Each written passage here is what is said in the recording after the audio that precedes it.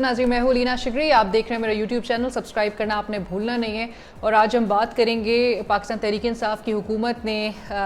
जो आइंदा माली साल 2020-2021 का एक टैक्स फ्री बजट पेश किया है। बात भी पहले से यही की जाई थी कि कोई नया टैक्स नहीं लागू किया जाएगा और आवाम को ज़्यादा से ज़्यादा इंसेंटिव्स दिए जाएंगे। बहरहाल एक ऐसे वक्त में जब आलमी मईशतें हमें बुहरान, चैलेंजेस, मुश्किलात का सामना करती हुई दिखाई दे रही है और पाकिस्तान की मईशत भी कोरोना वायरस जैसे पेंडेमिक से निमटने के लिए बहुत ही सरतोड़ कोशिशें करती हुई दिखाई दे रही है। केसेस जो है उसमें हर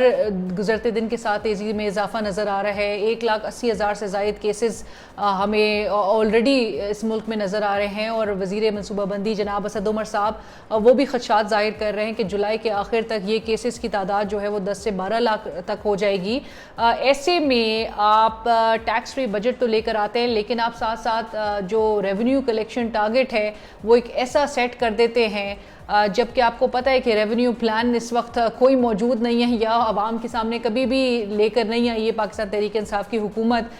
तो माशी तज्जियाकार भी इस बात पर जो है वो सवाल रेस कर रहे हैं कि एक तो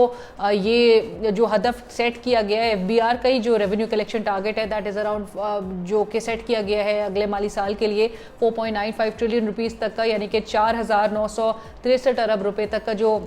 आपने एक रेवेन्यू कलेक्शन टारगेट मुतय्यन किया है, वो आप कैसे मीट करेंगे? वो माशी जो माहिरीन हैं वो कहते हैं कि ये बड़ा अनरियलिस्टिक टारगेट है क्योंकि आपको पता है आपके मुल्क में इस वक्त कितने लोग टैक्स अदा करते हैं और कितने लोग जो हैं कितनी बड़ी तादाद है जो टैक्स अदा नहीं करती। आप ख़ुद भी इस बात का एतराफ़ कर रहे हैं कि कोरोना वायरस से बड़ी शदीद हद तक जो है वो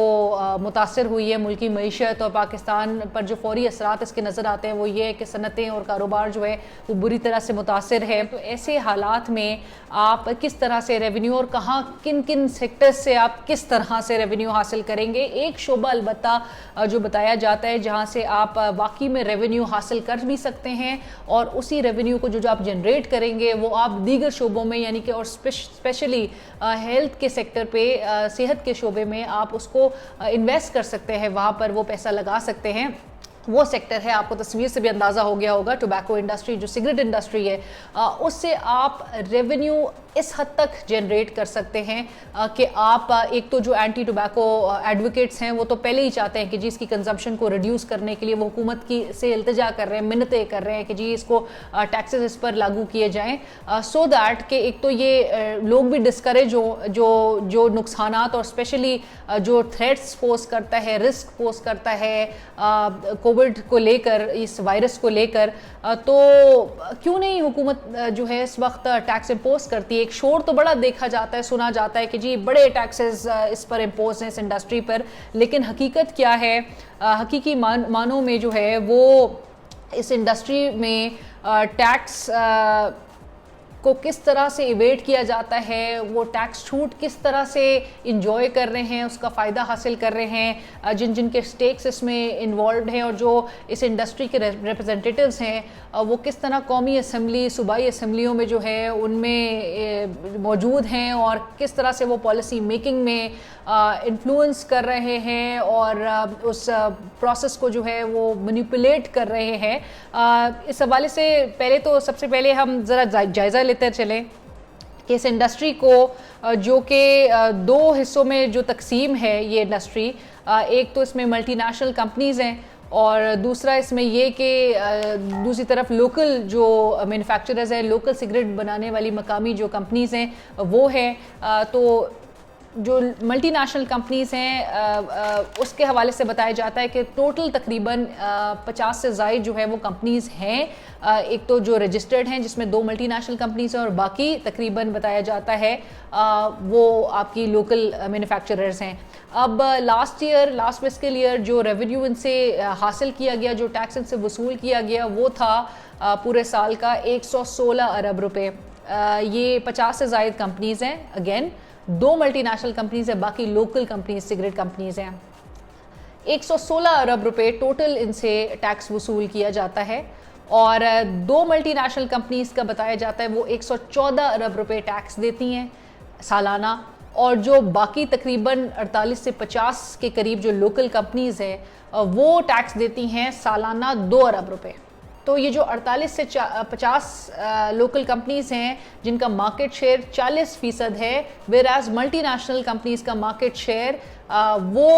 बताया जाता है 60% है।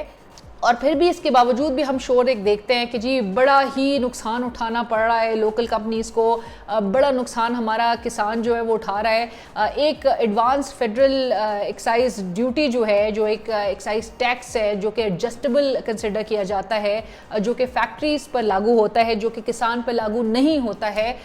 उस पर किसान बड़ा शोर मचाता है। जो फार्मर्स एसोसिएशन है, जो रिप्रेजेंटेटिव्स हैं उसके, वो बड़ा पेश नजर आए और वो बड़ा हुकूमत को जो है वो इन एसोसिएशंस के रिप्रेजेंटेटिव्स जो हैं वो हुकूमत से बार बार आके इल्तिजा कर रहे थे कि जी किसानों पर ये जुल्म जो है वो बड़ा ढाया जा रहा है। ये जो एडवांस एक्साइज टैक्स है इसको जो है वो 500 रुपये से ख़त्म किया जाए, 10 रुपये पे वापस लिया जाए। 2018 में जब ये पाकिस्तान तहरीक इंसाफ की जमात हुकूमत इसने कायम की थी तो इसने एक अच्छी नीयत के साथ चाहा था कि एक डॉक्यूमेंटेशन का मेजर इम्पोज किया जाए, लेकिन किस तरह से और क्या हुआ ये मैं आगे चल के आपको बताऊंगी कि किस तरह से किन किन लोगों ने इसको इन्फ्लुएंस किया और कैसे इसको 300 रुपये से हटा के वापस से 10 रुपये पर किया गया। और अब फिर फेडरल बोर्ड ऑफ रेवेन्यू की जानिब से इस साल भी तजवीज़ पेश की गई थी कि इसको 500 रुपये फ़ी किलोग्राम पर लेकर आया जाए। एक अच्छा मेजर था। It helps in documentation of your economy, of those businesses जो कि टैक्स एवेड कर रहे होते हैं, वो तमाम कंपनीज जो कि लिस्टेड नहीं होती हैं। आप अब अगर अंदाज़ा लगाएं 40% जिनका मार्केट शेयर है, जो कि 40, 48, 50 के करीब जो कंपनीज हैं वो कितनी सिगरेट्स बना रही होंगी, लेकिन वो टैक्स दे रही हैं। उनके प्रोडक्ट्स किस हद तक होंगे, लेकिन वो टैक्स दे रही हैं सिर्फ और सिर्फ 2%। वेयर एज 2 मल्टीनेशनल कंपनीज जो कि 114 अरब रुपए यानी कि 98% टैक्स दे रही हैं, जिनका मार्केट शेयर सिर्फ 60% है, वो उनकी कंट्रीब्यूशन क्या है और जो लोकल कंपनीज हैं वो किस हद तक टैक्स इवेड करती हुई दिखाई दे रही हैं। टैक्स अथॉरिटी अगर तजवीज़ पेश कर रही है, like I said federal board of revenue की जानिब से जो एक तजवीज़ पेश की गई कि 500 रुपये फ़ी किलोग्राम पर इसको इस advance excise duty which is adjustable again उसको आयद किया जाए, उसको नाफिज किया जाए। 500 रुपये फ़ी किलोग्राम की तजवीज़ थी। बट क्या हुआ कि अभी मैं ये ख़बर देख रही हूँ 22 जून 2020 की, और वो ये है कि जी ये जो टोबैको ग्रोअर्स है they thank government for withdrawing advance tax. ये जो रिप्रेजेंटेटिव्स थे इनके, इन्होंने वज़ीर आज़म का भी शुक्रिया अदा किया है और स्पीकर नेशनल असम्बली जनाब असद कैसर साहब, इनका भी बड़े तहे दिल से शुक्रिया अदा किया गया है। स्वाबी से ताल्लुक़ रखने वाले हमारे स्पीकर हैं कौमी असम्बली के जनाब सैयद असद कैसर साहब, जिन्होंने एक पिछले साल भी एक कमेटी बनाई थी जिनके मेंबरान में तरक्की फैमिली से ताल्लुक़ रखने वाले मेंबरान असम्बली सेनेटर दिलावर ख़ान और ख़ुसूसी तौर पर मेंबरान सूबाई असम्बली शराम तरक्की साहब, आतिफ खान साहब, इनको मदऊ किया गया था उस कमेटी की मीटिंग में। और फेडरल बोर्ड ऑफ रेवेन्यू के मेंबर्स चूँकि उसमें मौजूद थे और उन पर इस एडवांस एक्साइज ड्यूटी को ही लेकर किसानों के नाम पर 300 रुपये फ़ी किलो से कम करके 10 रुपये फ़ी किलोग्राम करवा दिया गया था। और कानून में ये बात वाज़े तौर पर लिखी हुई है कि ये एडवांस एक्साइज जो ड्यूटी है ये किसानों पर नहीं लागू होती है, ये एप्लीकेबल सिर्फ और सिर्फ सिगरेट तैयार करने वाली कंपनीज पर लागू होता है। लेकिन किसानों के नाम पर किस तरह से उनको मैनिपुलेट किया जाता है और फार्मर्स को आगे कर दिया जाता है, इन किसानों को आगे कौन है जो कि मैनिपुलेट कर रहे हैं, जो इनको आगे पेश कर रहे हैं और इनके आड़ में कौन इसका फ़ायदा उठा रहा है, इस पर ज़रूर बात होगी। यही असद कैसर साहब से सवाल ज़रूर करना बनता है कि जनाब असद कैसर साहब, अगर ये एडजस्टेबल एक्साइज ड्यूटी है, अगर ये एक ऐसा टैक्स है जिसको जो स्टेक होल्डर्स भी चाह रहे हैं कि ये इसको नाफिज होना चाहिए, ये लागू होना चाहिए, जो आपकी हुकूमत जब कायम हुई थी उसने भी आते के साथ ही 10 रुपये से इसको बढ़ाकर 300 रुपये कर दिया गया था और उस वक्त भी बताया जाता था कि ये डॉक्यूमेंटेशन के लिए मददगार साबित होगा, वो तमाम कंपनीज जो कि सिगरेट मैन्युफैक्चर कर रही हैं, बना रही हैं, वो एटलीस्ट एक डॉक्यूमेंटेशन के उसमें आ सकती हैं, जद में आ सकती हैं, और उन पर जो है उनके बारे में कहा जाता था कि जब तक वो लीगल डॉक्यूमेंट्स ना शो करें वो एडजस्ट नहीं करा सकेंगी ये टैक्स। तो यानी कि लीगल डॉक्यूमेंट्स वो शो करना बड़ा एक लाजमी करार दिया गया था। तो क्या वजह है कि इसको आपने एक ऐसे रेट पर आप वापस से लेकर आ गए जो चाहते हैं शायद यहाँ पर इस इंडस्ट्री में जिन जिन के स्टेक्स मुलव्वस हैं वो चाहते हैं कि टैक्स चोर माफिया को जो है वो फ़ायदा हासिल हो। आपने उसी माफिया को इंसेंटिवाइज करने के लिए, और इमरान खान साहब वज़ीर आज़म पाकिस्तान जो कि ख़ुद उनके अल्फाज हैं कि सिर्फ़ और सिर्फ पाकिस्तान में 2 ही कंपनीज़ हैं जो टैक्स अदा करती हैं। टैक्स नहीं देना तो मुल्क कैसे चलेगा? अब सिगरेट जो बेच रहे हैं सिर्फ 2 कंपनियां 98% टैक्स देती हैं, बाकी जो 40% सिगरेट बनते हैं वो 2% टैक्स देते हैं। टैक्स नहीं देते। जो ईमानदार है ईमानदारी को पर टैक्स लग जाता है, जो 2 नंबरी है वो बड़ा नफे कमाता है। तो वज़ीर आज़म इमरान खान साहब के एफर्ट्स जहाँ पर वो एक तब्दीली चाहते हैं, वो जहाँ पर इस मुल्क के सिस्टम को बेहतर बनाना चाहते हैं, तो उन्हीं के नाक के नीचे ये तमाम चीज़ें क्या हो रही हैं? क्यों माफिया को जो है वो मज़ीद मजबूत किया जा रहा है, और क्यों नहीं टैक्स इवेजन के फैक्टर को से बाज रखने के लिए या टैक्स चोरी से बाज रखने के लिए उन कंपनीज को टैक्स नेट में लेकर आया जाता है,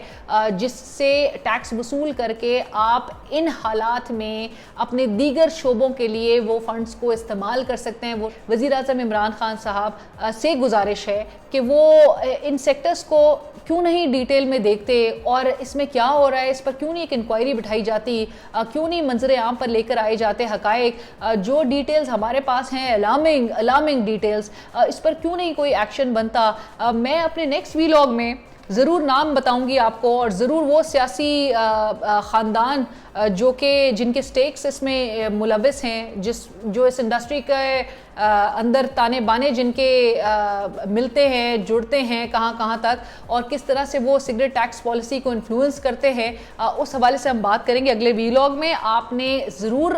हमारा नेक्स्ट वीलॉग देखना है और अपने कमेंट से ज़रूर आगाह करना है, क्योंकि इस वक्त मुल्क की मईशत का सवाल है, इस वक्त पाकिस्तान की आवाम का सवाल है,